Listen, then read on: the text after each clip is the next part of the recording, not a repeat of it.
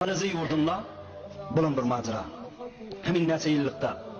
Bileğim ve şun payitahtından bir uçan bir uçup giden hava peyma 240 musafiri bilen halabanları ve hadimleri bilen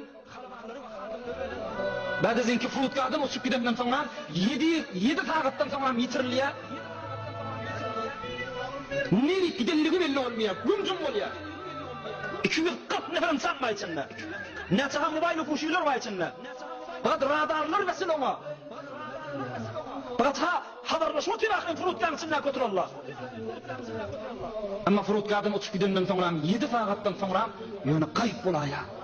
Yok olaya, neri gidenligi belli der.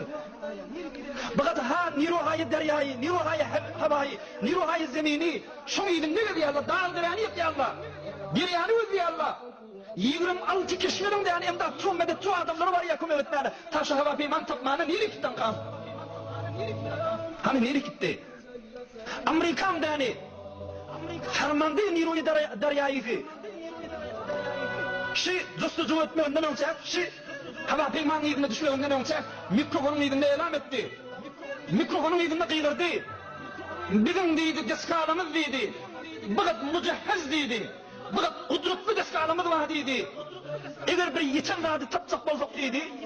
Eğer hoşkuyda, eğer deryan taşınla olmanı, deryan içine giden olsa, deryan içine kaçan olsa, top yarı olsa top yat deydi.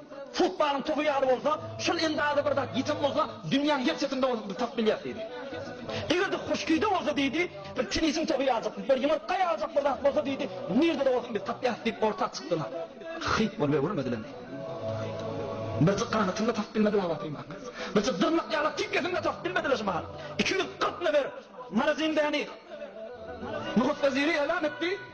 Biz dedi elimizden rahat bilmeye dedi. Şimdi tapladık fakat bilyasın himmecini helakun nabut dargaptırlar. O nerede dargallığını bilem rahat dedi elan etti. Yani okyanusu Hint'te nir gidenliği belli de şu fuhum için ne gidendir? Bir yan içindedir, dışarıdadır. Allahu alem. Hudaydan başka bir adam bilmedi şu vadi. Han radarlan, han mobaylan, han antellan. Hudayın azabı gelenine burada da cevap vermeye yana. Burada hiç vakalayan ha yana.